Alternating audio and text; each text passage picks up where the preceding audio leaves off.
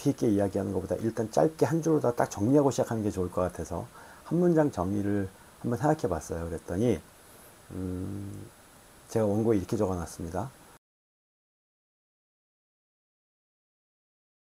안녕하세요. 노랑잠수함입니다. 오늘 소개할 책은 이 책. 사실 제가 이 책 같은 경우에는 매년 요맘때쯤 되면 꼬박꼬박 읽고 있는 책인데요. 트렌드 코리아 2026. 2026 대한민국 소비 트렌드 전망이라고 되어 있고요. 이 책은 아시는 분들은 아시겠습니다만 여기 보시면 작가 이름이 되게 많아요. 한번 쭉 읽어볼까요?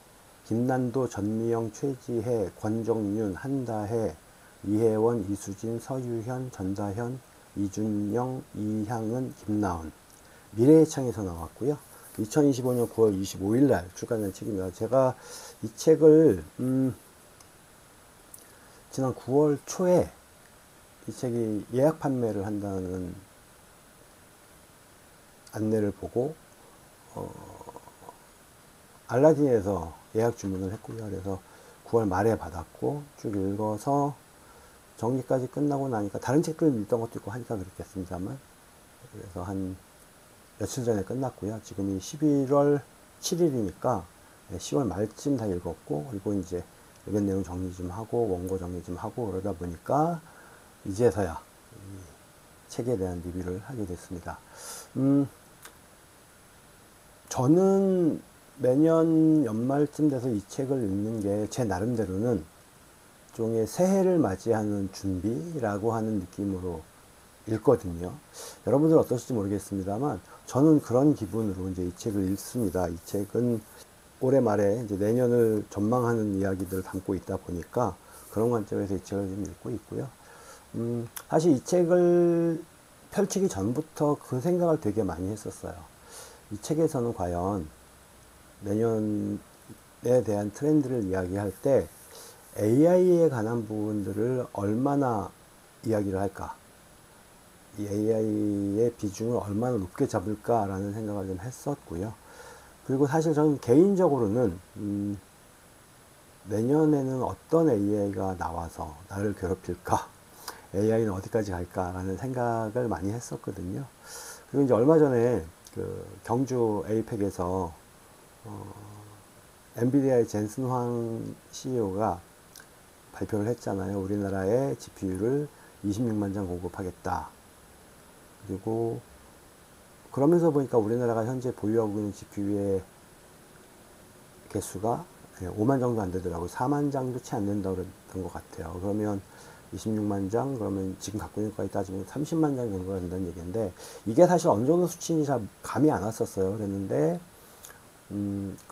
이재명 대통령께서 후보 시절에 공약으로 GPU 5만 장 임기 내에 갖고 오겠다라고 얘기를 했다가 아주 어마무시하게 공격을 받았다고 하더라고요. 그런 걸 보면 이 GPU라고 하는 게 그만큼 중요한 거고, 이게 어쩌면 미래세의 먹거리가 되는 그런 기반이 되겠구나라는 생각이 좀 들기도 해서 AI라고 하는 게 얼마나 중요한지를 어쨌든 뉴스로도 좀 실감을 하게 되는데, 그런 부분들이 사실 이 책에서 어떻게 다룰지도 좀 많이 궁금했었습니다. 개인적으로 그런 생각을 좀 해요. 제가 이 책을 읽는 이유가 뭔가 대단한 그런 어떤 목적이 있어서라기보다는 가볍게 그냥 내년에는 어떤 흐름이 갈까라고 하는 거에 대해서, 이 책이 이번에 이제 이 리뷰 작성하면서 알아봤더니 2009년부터인가 첫 출시가 돼서 그때부터 지금까지 매년 나오고 있다고 해요. 저 같은 경우에는 대략 뭐 한 2010, 한 4년, 5년 그때쯤에 이 책을 처음 접했던 것 같고, 코로나 터진 이후에 조금 세상이 좀 많이 불안해. 도대체 어떤 세상이 될까? 뭐 이런 걱정 때문에 그랬는지 모르겠습니다만, 한 2022년부터는 매년 안 빠지고 읽고 있는 것 같아요. 그래서 2023, 2024, 25, 이제 26까지 제가 리뷰를 4년째 이 책을 하고 있는데, 개인적으로 드는 생각은 우리 같은 사람들은 이런 책 정도 한 권 읽고 나면 그래도 어느 정도는 새해를 맞이하는 준비를 하는 데 있어서는 충분하지 않을까라는 생각이 들기도 합니다. 그래서 저는 이 책은 세상 돌아가는 흐름에 어쨌든 관심을 갖고자 한다면 좀 필수가 아닐까라는 생각이 좀 들기도 하고요. 이 책을 읽고 난 뒤에 제가 이 리뷰를 작성하면서 생각을 한번 해봤어요. 이 책을 한 문장으로 표현하면 뭘까? 이 책에도 이제 나오는데 요즘 세상은 한 가지 주제를 깊이 있게 통찰하는 것보다는 많은 것에 관심 갖는 그런 세상이라고 해요. 최대한 많은 것에 나의 온 영역을 쏟아부어서 관심 갖는 것. 그렇다고 한다면 이 책을 길게 깊이 있게 이야기하는 것보다 일단 짧게 한 줄로 다 딱 정리하고 시작하는 게 좋을 것 같아서 한 문장 정리를 한번 생각해 봤어요. 그랬더니 제가 원고에 이렇게 적어 놨습니다. AI가 모든 것을 잠식하는 2026년, 실질적인 비즈니스와 일상 트렌드를 통해 AI 시대에도 성공할 수 있는 인간 중심의 통찰을 담아낸 가장 핵심적인 생존 지침서입니다. 라고 적어 놨거든요.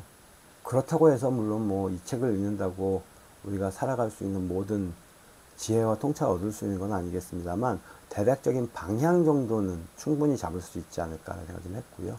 어쨌든 그럼으로 인해서 제가 이 책에서 이야기하는 내년의 트렌드 키워드를 10개를 얘가 꼽아놨는데 그걸 훑어봤으니까 적어도 그만큼은 제가 새해를 맞이할 준비는 그만큼은 갖춰놓은 거 아닐까라는 생각이 들기도 하네요.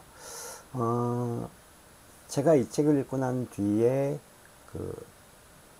딱 떠오르는 이 책의 이제 뒤에 보면 뒷표지에도 여기 등장을 합니다만 이 책에서는 10가지의 키워드를 나열을 했거든요. 휴먼 인 더 룹, 그래서 휴먼 인 더 룹이라고 하는 용어, 그리고 on my feelings the 필코노미, 그래서 필코노미라고 하는 용어가 있고요. result on demand, 제로 클릭, 제로 클릭이라고 하는 키워드가 있고요. self directed preparation ready core라고 하는 키워드가 있고, efficient organization through AI transformation, AX 조직이라고 하는 키워드가 있고, 그리고 픽셀 레이트 라이프, 그래서 픽셀 라이프라고 표기를 해놨고,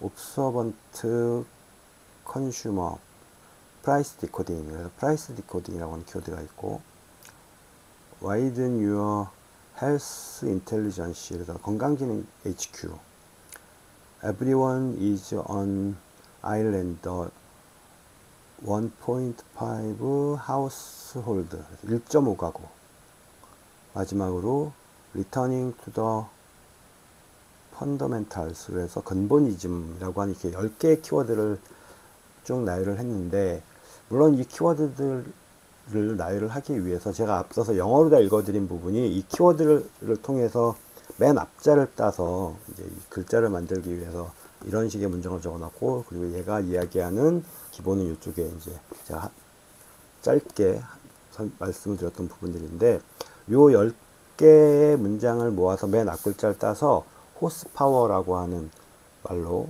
내년을 이야기하는데요. 거기에서 저는 한 3개 정도가 제 눈길을 끌었어요. 첫 번째가 뭐냐면 픽셀 라이프. 이게 픽셀 라이프는 사람들이 특정한 한 가지 가치를 깊이 있게 사유하는 게 아니라 픽셀이라고 하는 용어가 액정의 디스플레이의 작은 점들이잖아요. 그래서 잘게 쪼갠 관심사들이 모여서 한 사람을 구성하는 그런 세상이다 라는 말이고요. 그만큼 빠르게 변하고 특정하게 어떤 무엇 하나를 정해서 깊이 있게 사유하기 어려운 세상이다 보니 이 책은 이게 심각한 문제라고 보지 않고요. 그렇게 해서 많은 사람들이 자잘하게 관심 갖는 것들이 그 사람을 구성한다라고 이야기를 해요. 그래서 뭐 작은 픽셀들이 모여서 모니터의 해상도를 결정하는 것처럼 한 사람을 만드는 되게 다양한 관심사, 그것들이 모여서 개개인의 삶의 해상도를 결정한다. 그걸 높이기 위해서 많은 노력을 기울여야 되는 건 이 소비자들에 대한 어떤 특성을 연구하는 쪽에서는 당연한 것이다 라고 하는 그런 이야기를 하고 있습니다. 그 다음에 제가 또 하나 관심 가졌던 키워드가 레디코어인데요. 이게 무슨 말인가 그랬더니 인생을 준비하는 거예요. 삶을 준비한다라고 하는 의미인데, 저는 이제 제가 50대 후반이고 60년대생입니다. 그러다 보니까 저 어릴 때는 그랬거든요. 저 젊었을 때는 삶을 미리 예측해서 모든 걸 다 통제하고 관리하려고 준비하는 게 불가능하다라고 생각했던 세대였던 것 같아요. 요즘하고 비교를 해보자면 인생이 예상하는 대로, 예측하는 대로, 계획하는 대로 사라지는 게 아닌데, 그런 걸 모든 걸 다 챙기고 모든 상을 다 준비할 수는 없잖아 라고 하는 게 당연했던 세대인 것 같은데, 요즘 젊은 사람들은 어쨌든 간에 그렇게 불확실성이 큰 세상을 그래도 나름대로 잘 살아가기 위해서는 예상할 수 있는 모든 부분들을 꼼꼼하게 분석하고 준비하고 있다라고 하는 내용이었고요. 그리고 사실 이 AI가 이런 측면에서도 많은 도움이 되는 것도 사실이니까요. 그런 이야기를 하고 있고, 사실 저는 이제 이 부분을 읽으면서, 이 레디코어를 읽으면서 전 제 딸을 생각했거든요. 제가 북미를 하면서 심심찮게 제 딸 이야기를 등장을 시키는데, 20대 중반을 넘긴 이제 제 딸아이는 사실 요즘 보면 그런 생각을 해요. 야, 나보다 낫다. 저는 20대 중반에 돈을 벌면 그냥 쓰기 바빴거든요. 모으는 것도 생각 안 하고, 저축 같은 거 해야 된다라는 얘기를 들으면 뭐 하긴 해야 되는데, 일단 내가 지금 노는 게 더 중요한데, 친구들하고 나이트클럽 가는 게 더 중요한데, 이랬던 세상을 살았었고, 근데 그 당시에는 그런 사람들이 좀 많았던 것 같아요. 근데 우리 딸아이는 지금 보면 뭐 진짜 일본 여행을 한번 간다고 하면 몇 달 전부터 미리 준비를 해서 항공권도 제일 싼 날이 언젠가 따지고 해서 꼼꼼하게 살펴서, 그렇다고 해서 일본 여행을 뭐 몇 날 며칠씩 가느냐, 기껏해야 주말에 한 2, 3일 뭐 거기 반짝 갔다 와요. 그리고 사실 뭐 아직까지는 수입이 넉넉지 않을 테니까 그럼에도 불구하고 건강보험도 신경 쓰고, 그리고 뭐 적금, 투자, 친구들하고 만나고 백화점 가서 뭐 필요한 걸 사고, 뭐 또는 뭐 박물관이라던가 어떤 전시회 같은 데 다니고, 이런 것들을 정말 촘촘하게 따져가면서 살더라고요. 그러더니 얼마 전에 급기야 저한테 아빠 지금 갖고 있는 보험으로는 안 되는 게 너무 많아서 좀 더 확인해 봤어. 그러더니 저를 보험 들 것들을 막 이만큼 들고 와가지고, 그래서 사다이한테 이제 억지로 이끌려서 보험을 몇 개 들었는데, 그러면서 드는 생각이, 내 딸이 나보다 낫다라는 생각을 좀 했었는데, 이 책에서 이 레드코어를 얘기하면서는 사전 계획, 인생 여행, 선제적 학습, 이렇게 이제 세 가지로다가 이 레드코어라고 하는 키워드에 대해서 어떻게 이 레디코어 인생을 살아가는지에 대한 얘기를 하는데, 이런 부분들이 제 딸의 모습과 이렇게 겹쳐지면서 되게 많이 와닿았다라는 생각을 했습니다. 그리고 근본이즘이라고 하는 용어도, 이게 이제 우리식으로 표현을 하니까 근본 뒤에다가 이제 이즘 이렇게 붙여서 신생어를 만든 건데, 이 부분은 요즘에 뉴스를 보면 그런 것 같아요. 저는 제가 국립중앙박물관을 가본 게 언제였는지 기억 안 나요. 젊었을 때 가봤던 것 같긴 한데 되게 한산했던 기억밖에 안 나거든요. 근데 요즘 뉴스를 보면 막 줄 서서 들어가야 되고, 그래서 최근 들어 역대급으로 사람들이 몰린다고 하고, 거기서 뭐 굿즈 만든 것도 어마무시하게 팔려간다고 하고, 온라인 판매로도 되게 매출이 높다고도 하고, 그리고 또 역시 제 딸을 보면 제가 젊어서 들었던 그 옛날 레코드판 있잖아요. 그것들을 제 딸이 가끔 이렇게 뒤져서, 와, 아빠 이런 음악도 갖고 있었어? 하면서 이제 듣고 해요. 사실 저는 이제 제 고등학교 때인가, 제 아버지가 저한테 그 옛날 그 오디오 시스템 있잖아요. 전축 들어가 있는 거. 양쪽에 스피커 큼지막하게 있고, 뭐, 카세트, 그때 저 고등학교 때는 CD는 없었으니까 카세트, 이퀄라이저, 그리고 그 라디오 수신부 있고, 맨 위에 이제 턴테이블이 있는 그런 오디오 시스템을 사주셨어요. 그래서 그때부터 차분히 모았던 레코드판이 꽤 많았거든요. 한참 많이 모았을 때는 한 몇천 장 정도 모았었는데, 이사 다니면서 없어지기도 하고, 뭐, 버린 것도 있는 것 같고, 이제 그래서 지금은 남아있는 게 한 5, 600장 정도 남아 있습니다. 근데 이제 그거를 딸아이가 가끔 한 번씩 와서 이렇게 막 뒤져봐요. 찾아보다가 뭐 빛과 소금 뭐 이런 것들 있잖아요. 그 다음에 뭐 해외 가수들 같은 경우에도 그렇고 이제 판을 보면서 와 아빠 이 판을 갖고 있어? 그러면서 이제 막 사진 찍어서 인스타에 올리기도 하고 턴테이블에 얹어서 음악을 듣기도 하고 그리고 얼마 전에는 짐을 막 뒤지다 보니까 옛날에부터 이제 쌓여 있었던 짐들을 뒤지다 보니까 그 CD 플레이어 있잖아요. CD 플레이어가 한 서너 개가 나왔어요. 그랬더니 휴대용 CD 플레이어 그거 하나를 잽싸게 가져가더니 딱 테스트 해보니까 또 정상 작동을 하더라고요. 그래가지고 그것도 지금 하나 가져갔고 그러니까 그런 것들 되게 많이 관심을 갖는 거예요. 그래서 아니 왜 이런 것들을 이렇게 좋아하지? 라는 생각을 했었고 그리고 이제 필름 카메라도 또 한 대 갖고 있어요. 딸내미가.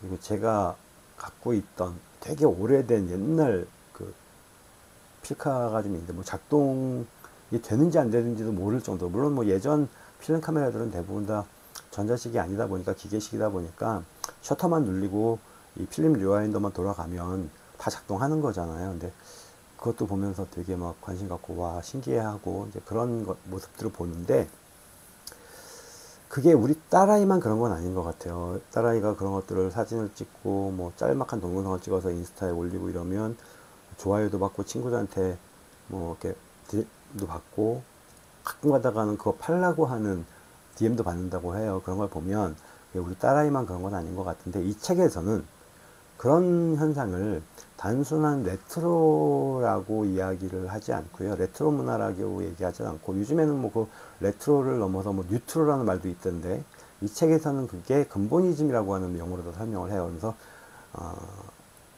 예전에 대한 복고에 대한 향수가 아니라 진짜에 대한 관심 그런 심리라고 설명을 하면서 예전에 이 책에 이제 그런 문구가 나오는데 뭐가 나오냐면 발터 벤야민이 그 사진과 영화를 보면서 예술이 복제되는 세상에 예술가들이 무엇을 해야 되는지 걱정을 되게 많이 했다고 해요. 근데 그 사람이 현대사회를 보면 AI가 무언가를 만들어내기도 하는 세상에서 되게 많이 충격을 더 크게 받지 않았을까 싶은 생각이 들기도 하는데 그런 관점에서 그런 세상을 살아가는 그리고 사실 요즘 젊은 세대들은 태어나서 눈 뜨면서부터 스마트폰이 있는 세상을 살았던 친구들이잖아요. 인터넷이 없는 세상은 살아본 적이 없잖아요.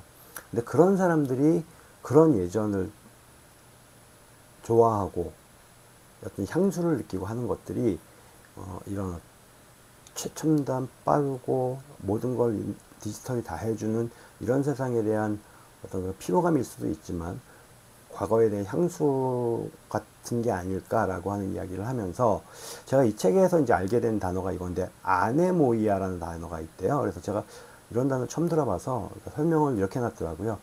자신이 경험한 적이 없는 과거에 대한 향수를 의미한대요. 그래서 이게 진짜 이런 용어가 있나 싶어서 그 AI한테 물어봤어요. 여기서도 이제 저도 AI에 썼는데 야, 아네모이아라는 단어가 실제로 있는 단어야. 그랬더니 이 책에서 설명해 준 것 그대로 쓰이고 있는 단어다. 물론 뭐 책에서 거짓말 할 리는 없지만 신기해서 아 이런 단어도 있었나 싶어가지고 물어봤더니 그런 말을 해요. 그래서 이 책에서는 그렇게 얘기합니다. 우리가 조선시대 사극은 역사 드라마로 보지만 몇 년 전에 되게 인기를 끌었던 미스터 선샤인을 보면서는 단순한 사극 드라마가 아니라 뭔가 좀 아련한 느낌을 갖게 된 그런 경험들이 있을 거잖아요. 저도 사실 저는 솔직히 드라마를 막 챙겨보는 편은 아닌데 미스터 선샤인 좀 많이 챙겨봤었고 보면서 그런 느낌을 좀 받았었거든요. 당연히 저는 일제시대는 물론이고 6.25도 겪어보지 못한 세대인데 그럼에도 불구하고 그런 느낌으로 받아들여지는 것들이 바로 이 아네모이아라는 단어가 의미하는 거다라고 얘기를 해요. 그러면서 요즘 세상은 그렇게 무언가 새로운 것들을 찾기보다는 그렇게 좀 과거로 돌아가서 진짜를 갖고 싶어하는, 진짜를 경험하고 싶어하는 그런 것들이다. 이게 이제 근본이즘이라고 하는 용어에 대한 키워드에 대한 설명이었었습니다. 전체적으로 이제 정리를 좀 해보자면 이렇습니다. 앞서서 제가 이제 그 한 문장으로 다 이 책에 대한 생각을 좀 했는데 개인적인 측면에서 이 책을 한마디로 정리를 하자면 저는 새해를 맞이하는 첫 번째 준비물이라고 생각합니다. 제가 매년 요맘때쯤 되면 하는 게 두 가지가 있어요. 하나는 요거, 이 책을 사는 거고요. 또 하나는 이거. 이게 보이시나 모르겠는데, 몰스킨 2026년 데일리 다이어리입니다. 제가 매년 요맘때쯤 되면 이렇게 두 가지를 새해 준비를 하거든요. 이게 뭐 트렌드 코리아는 뭐 지금까지 읽으면서 말씀드렸으니까 그렇겠고, 요거는 제가 왜 사느냐면 그냥 뭐 내년 1년 동안 다이어리 쓰겠다고 사는 게 아니라 제가 2011년인가 12년인가부터 그해 2월부터 딸아이한테 편지를 쓰고 있거든요. 매일 편지를 쓰는데 물론 하루도 안 걸어 쓰지 못했고요. 자주 건너뛰기도 합니다만 지금까지 한 4천 몇백 통 썼어요. 그래서 그거를 저는 이제 여기다가 쓰거든요. 편지지에 써서 편지 봉투에다 보관하는 건 아니고 다이어리에다가 한 페이지 분량 정도다 짤막하게 쓰는데, 요거 준비하는 거 이렇게 두 가지가 저는 저의 이제 그 새해 준비인데 그 중에 두 개를 지금 저는 다 했습니다. 그래서 그렇게 이 책은 뭐 물론 뭐 그 전문가 집단에서 매년 뭐 예측 보고서 발표하는 것처럼 이렇게 대단한 그런 책은 아니겠습니다만, 일반인을 대상으로 이렇게 꾸준하게 특정한 어떤 키워드를 가지고, 제목도 안 바뀌었죠. 트렌드 코리아. 그다음에 뒤에 연도 붙는 것. 그리고 이제 이쪽에는 그 해당하는 해에 대한 어떤 그런 키워드를 넣는 것, 부제를 더 넣어주는 것. 이런 관점으로 쭉 끌고 가고 있는데, 이 책을 사서 그런지 최근에 계속 이 책의 작가 중에 몇 분이 강연을 하시나 봐요. 이 책을 가지고 해서 그거에 대한 메일도 좀 오고 하는데 한 번쯤 들어볼까 싶기도 합니다만, 굳이 그것까지 찾아 들을 만큼은 또 열정은 제가 없어서 하진 않고 있습니다. 그래서 일단 책으로는 충분히 읽어봤고, 그런 면에서 보자면 꾸준히 이렇게 20년 가까이 이 프로젝트를 김난도 교수님께서 진행을 하고 계시는데, 적어도 내년은 이러이러한 부분에 관심을 가져보세요 라고 하는 의미로다가 이 책을 발간하는 게 아닐까라는 생각이 좀 들기도 하고요. 최근에는 몇 년 전부터는 여기 뒤에 보면 그 트렌드 헌터 뭐 이런 용어로다 해서 일반인들 대상으로다가 연구팀 또는 뭐 설문조사 같은 걸 진행하는 이 다음에 책을 준비하기 위한 과정이겠습니다만, 그런 것도 모집을 하고 있다고 하고, 그래서 제가 보면서 나도 한번 신청해 볼까 라는 생각이 들기도 합니다. 아마 안 할 것 같아요. 저는 그런 거 꼬박꼬박 챙겨서 하는 성격이 안 되기 때문에 못하게 될 것 같긴 합니다만, 점점 관심을 갖게 되기도 하고요. 그렇습니다.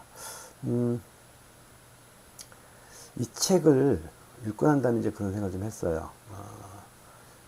이 책은 어떤 사람들이 읽을까? 좀 젊은 사람도 좀 많이 읽을 것 같아요. 한참 사회생활 열심히 하는 분들은 많이 읽으실 것 같은데, 그런 분들한테는 뭐 제가 굳이 추천을 하고 말 것도 없겠습니다만, 제가 이제 50대 후반이 되다 보니까 저와 비슷하거나 저보다 나이가 많으신 분들을 만났을 때 드는 생각이, 외딴 고립된 섬에 살고 있는 것 같다는 생각을 좀 했습니다. 무슨 얘기냐면 세상이 돌아가는 거에 대해서 딱히 큰 관심이 없고 그냥 그런가 보다 하고 살아가시는 경우도 많이 봤는데, 그런 분들이 좀 이 책을 읽었으면 좋겠어요. 그래서 이게 뭔 말인지 모르겠는데 어쨌든 내년에는 이렇대라고 하는 것 정도 가볍게 알고 넘어가면 아무래도 나이가 젊은 사람들하고 이야기를 하는데도 좀 도움이 될 것 같기도 하고요. 설령 그렇지 않다고 하더라도 그래도 내가 사는 세상이 지금 어떻게 움직이고 있는지 정도는 관심을 가져주는 게 좋지 않을까라는 생각을 좀 했습니다. 약간의 농담을 섞어서 이 책을 읽고 난 다음에 드는 생각은 그렇습니다. 아날로그 시절을 살아온 저는 그 시절에는 그랬거든요. 사람이 무엇 하나에 깊게 몰입하는 게 되게 중요하다. 그래서 그 시절에는 전문가 얘기를 되게 많이 들었었죠. 근데 요즘에는 그렇게 살면 안 되는 세상인 것 같아요.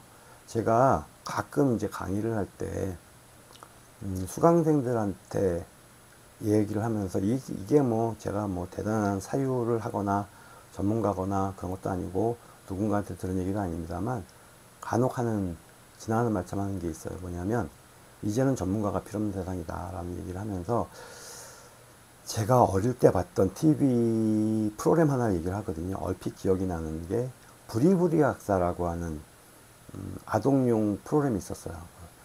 부엉이였던 걸로 기억을 하는데, 그 탈을 뒤집어 쓰고 한 박사가 이제 의사 가운 같은 걸 입고 나이 어린 친구들하고 막 무언가 실험을 하고 뭐 빵 터지고 이런 것들을 보여줬었거든요. 근데 거기서 그 부리부리 박사가 아마 만물 박사였을 거예요.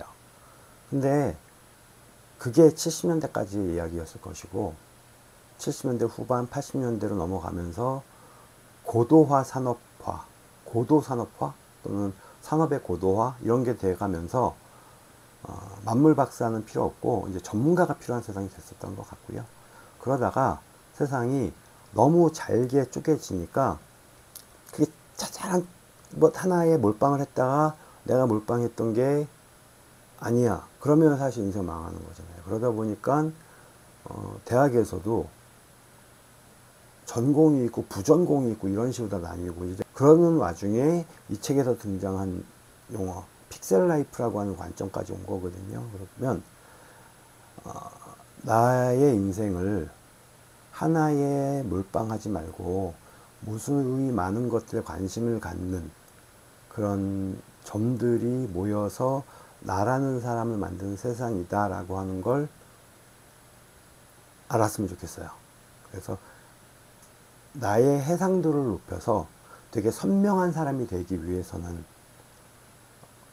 이 책에서도 얘기합니다만 배우고 포기하고 더 배우는 다시 배우는 그런 인생이 픽셀 라이프다라고 얘기하는데 그렇게 픽셀 라이프를 살아가는 게 좋지 않을까라고 생각을 합니다. 이렇게 트렌드 코리아 2026 미래의청에서 나온 책을 소개하는 영상이었고요. 사실 뭐 제가 북 리뷰를 몇 년째 하고 있습니다만 재미없는 영상이긴 합니다. 재미없으셨더라도 구독이라도 해주신다면 정말 감사하겠습니다. 지금까지 노랑경 선배였습니다. 감사합니다.